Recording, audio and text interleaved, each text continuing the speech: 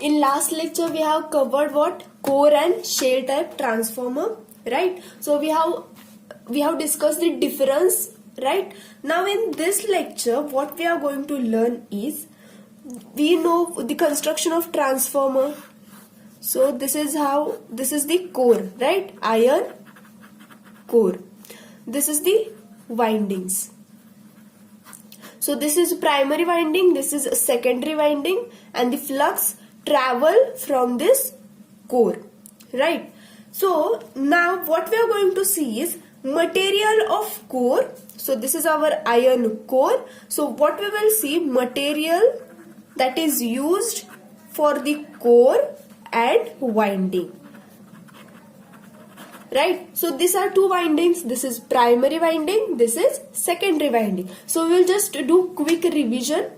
So the transformer is a static device which transfers AC power from one circuit to another circuit without changing the frequency. So here frequency remains constant, frequency is not changed, right? So this is the definition of transformer. So what happens? This is the primary winding, this is the secondary winding. So in MCQ also I have asked you the question. There are two windings. The one winding is given the supply, and whichever winding gets supply is called as a primary winding. So this is a primary winding. Whenever I give here supply, this will be the primary winding, right? And our transformer works on AC. Transformer do not works on DC. So we have also discussed why on AC, why not on DC. So AC, whenever we give the AC supply, what will happen? There will be voltage, current will flow. Due to this current, what happens? Magnetic field is produced, right? So when there is a magnetic field, there are flux that are traveling, right? So this flux produced are alternating flux. So this alternating flux travel from this core, right? So this is core. So they travel from this core, and what happens? They link with this secondary number of turns. So we have also learnt mutual and self-induction. Transformer works on mutual induction, right? So there will be EMF induced in this secondary, right? So this is the construction and working of transformer. So we did the quick revision. Now we will see what is the material used. What is the material used for the core? So as I am repeating, this is core, this is core, and these are the windings, right? So now we are going to see material of core and winding. So core is made up of silicon steel. Remember, core is made up of material silicon steel, right? So this material is silicon steel, but they are providing stampings, right? Stampings of silicon steel. So what is the sentence? Core is made up of silicon steel stampings. Now I will insert the image. What does it mean by stamping, right? So as you can see in the image, stampings are thin sheets, right? The stampings are thin sheets. As you can see in the image, you are able to see that sheets, right? So which are called as laminations. So these thin sheets are called as laminations. So we have seen in core type and shell type, there are laminations. The laminations are in different shapes available. So they are in different shapes and sizes. So they are in I, U and E. So you have learned already in core type. So this is our core type transformer. So here L type is, laminations of L types are used, right? So these are the L types lamination. So this is L type and this is also L type. So these are the laminations, nothing but laminations. So core, what is material used for core? That is silicon steel is used. Silicon steel is used. Core is made up of silicon steel. Stampings, as you saw in the picture, it is nothing but the thin sheets. It is a layer, right? And this is called as laminations. These stampings are available in different sizes. that is I, U, E, and these are the different shapes, right? Stampings are insulated. So as we have discussed in earlier chapters, insulation, so they are varnished, right? So they are insulated by varnish. So windings, now we'll move to the windings. So just remember, core material is made up of silicon, steel, stampings. Now we are moving to the windings. So windings, what are this material made up of? The windings are made up of good quality copper, right? Windings are also insulated. They are enameled. They are enameled. This is also insulation. They are also insulated. Windings are insulated. So windings made up of good quality copper and this core is made up of silicon steel, right? So this is the material that is used. Now we will see what happens in ideal transformer and actual transformer. What are the losses in transformer, right? So just this is important, you have to understand this. What are the losses? What are the types of losses that happen in our transformer, right? We will see it. So next point is ideal and actual transformer and losses. So we'll see what is ideal transformer and what is actual transformer. So now we'll first move to the losses. We'll see the losses.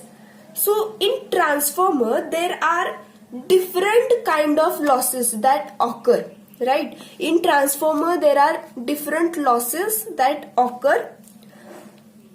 Now consider one example, right? So this is your position. You are standing here and this is the end point. So now you have bucket full of water, right? This is the bucket which is full of water and you have to run from this position to this position. You have to run. What will happen? This water will get this water quantity will get reduced, right? The water will fall.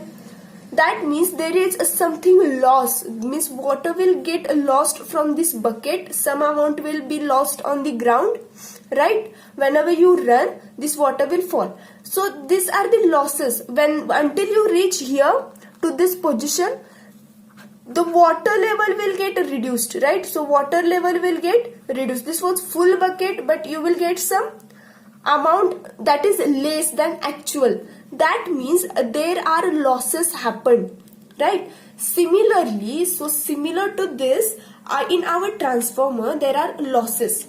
There are different losses. So considering this example, similarly to this, in transformer losses happens. Now we will see the ideal case. Now it is possible that this water is full of this bucket is full of water and you will reach here. No, there will be no single drop that will fall on water. That means all water that is here will get transferred here accurately. No, there will be no any loss. Is this happen? This will happen in actual case? No. So this is called ideal case. Similarly in transformer, what happens? What happens in ideal case? They don't have any energy loss, right? So in ideal transformer, they don't have any energy loss, which means whatever we give the power supply to the transformer, so this is the input side, right? So whatever we give supply to the transformer to the input terminal is equal to the output power, right? So power, input power and output power are equal. There is no any loss. So this happens only in ideal case. In actual condition it is not possible. So in actual condition, both input power and output power of transformer will be not equal, right? So in actual case there will be some loss, right? There will be some loss. So in actual condition there are some losses happen. So as we know, our transformer is a static device. That means there is no moving part in our transformer, right? It is stable. It has no single moving part in it, right? So due to this, what happens? There is no mechanical loss, right? There will be no friction because there is no moving part. There will be no mechanical loss will be observed, but there are electrical losses that are observed, right? So there will be no mechanical loss. Why? Because our transformer is static device, right? Transformer static device, there is no moving part in it, so there will be no mechanical loss. Now we will see what are different types of losses. So first loss is copper loss. So copper loss is observed. Second one is iron loss. Third one is hysteresis loss. And fourth one is eddy current loss. So these terms are new to you, hysteresis, eddy current. So just understand what it is. It is very easy. So there are different losses in transformer. So first loss is copper loss, iron loss, hysteresis loss, eddy current loss. Now we will see one by one. So copper loss. So as we discussed earlier, our windings are made up of copper, right?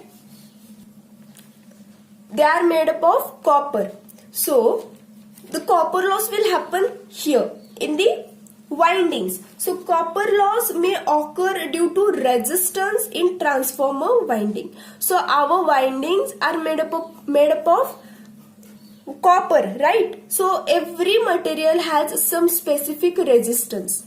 So this copper has resistance, right? The transformer windings have their resistance where hysteresis loss will be occurred. So hysteresis loss, this is hysteresis loss. This occurs due to magnetic field, right? So copper loss happens due to resistance in winding. Hysteresis loss happens due to magnetic field. So I will write here copper losses happen due to the resistance in winding, and hysteresis losses observed in magnetic field. Now we will see one by one in deep. Now we will start first with iron loss, right? So this both come under this iron loss. So we will start with this iron loss, right? So iron losses mainly occur. Why these iron losses occur? This occurs mainly through the alternating flux within the transformer. So iron losses occur due to alternating flux. So as we know, this is our transformer. So whenever we give supply, there will be alternating flux, right? And this flux will travel through this iron core, right? Iron core. So these iron losses are observed by the alternating flux within the core. Our flux traveled through the core, right? Our flux traveled from this core. So these losses are also called as core losses, right? These losses are also called as core losses.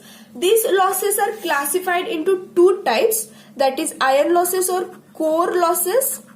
They are classified in two types, that is hysteresis loss and eddy current, right? Now what is mean by hysteresis loss or how it happens? So hysteresis loss mainly occurs when alternating current is there. So our transformer works on AC. So hysteresis loss, so this hysteresis loss occurs due to alternating current. The core, so this is our transformer, right? So from this core will carry the alternating flux, right? This core travels or carries the alternating flux. Our core carries the alternating flux. Due to this alternating flux, there is loss that is called as hysteresis loss. So if we want to reduce this hysteresis loss, what we have to do? We have to select the material whose hysteresis coefficient is less. We have to select the material of core So this material of core must be this must be material whose hysteresis coefficient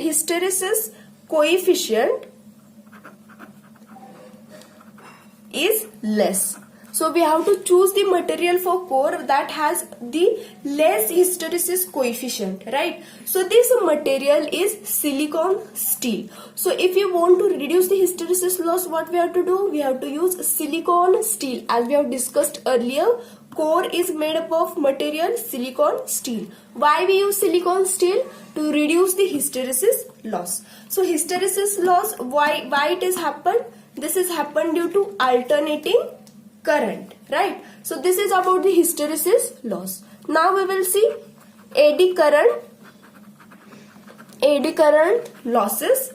So as we know, when flux linking happens, so whenever we give here supply, what will happen? Alternating flux will be generated, EMF will be generated on this side, this will be self, and this flux travel, right? So this flux travel to this core, and what happens? EMF is induced. So whenever there is EMF is induced, if there is induced EMF, then what happens? Current will flow, right?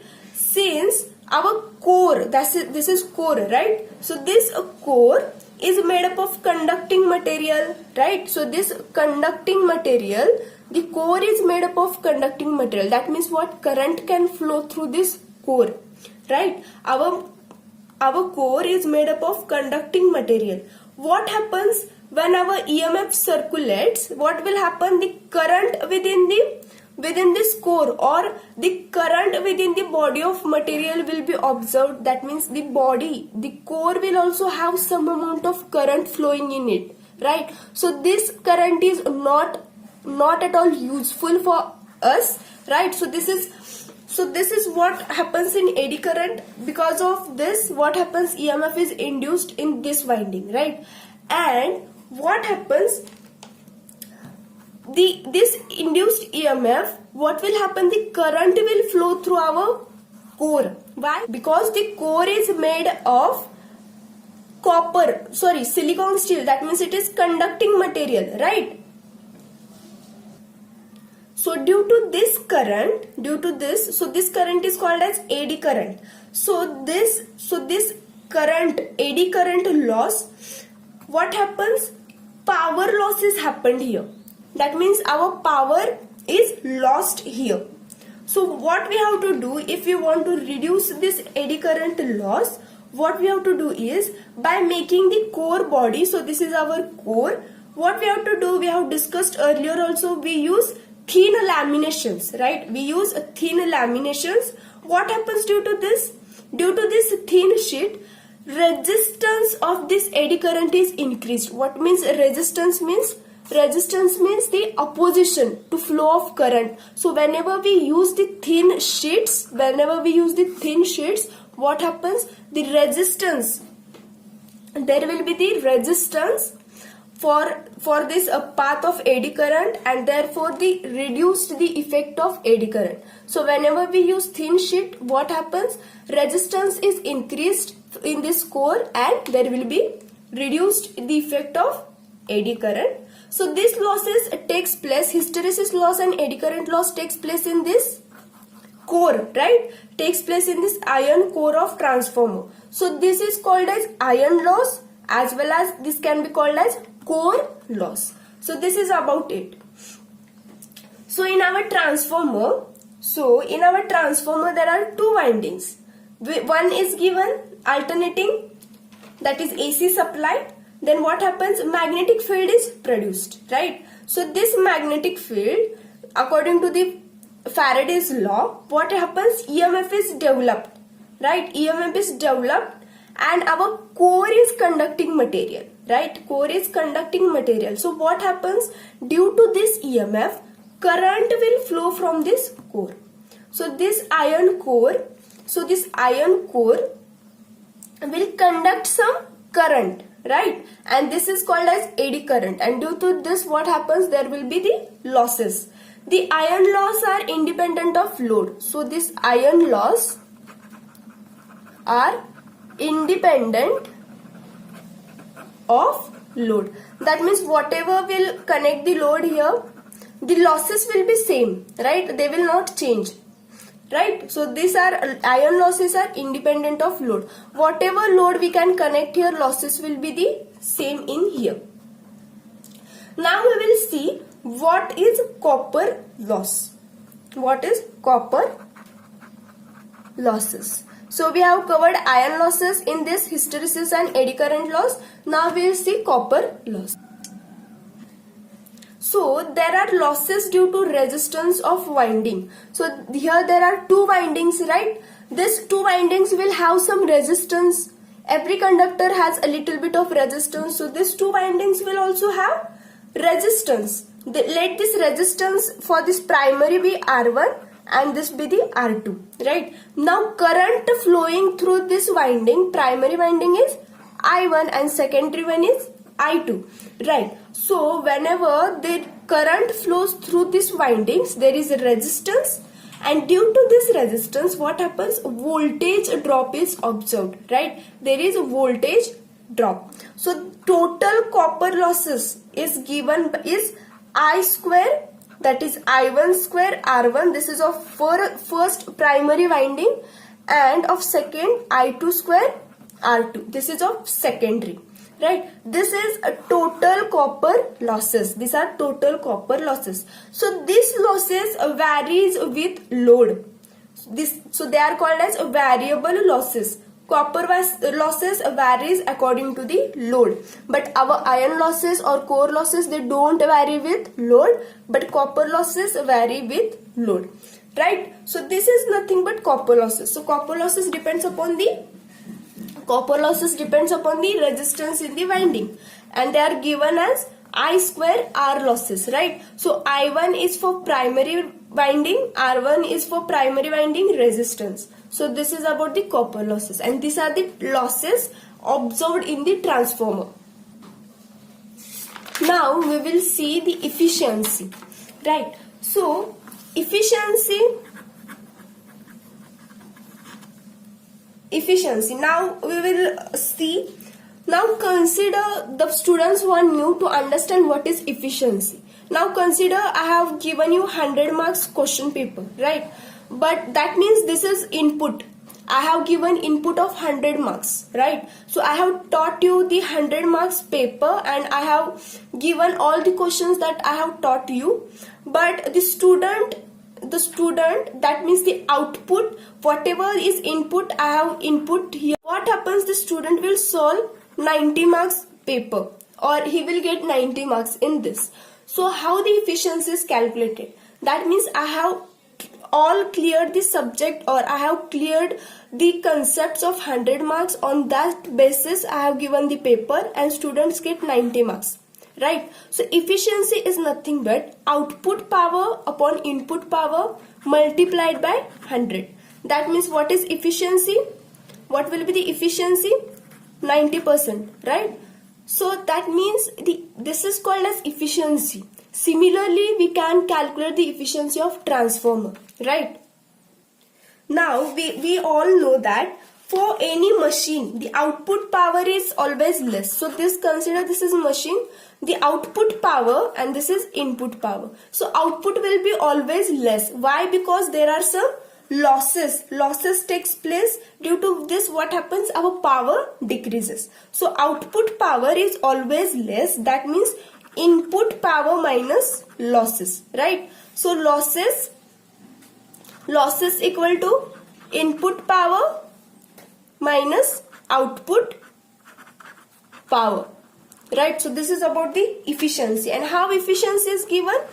Output power, output divided by input into 100. So this is efficiency, right? Now we know what we can write. Instead of this input, we can write output divided by, from this equation we can write output plus losses into 100 equal to efficiency. So this is how we denote the efficiency, right? So this is about the today's lecture.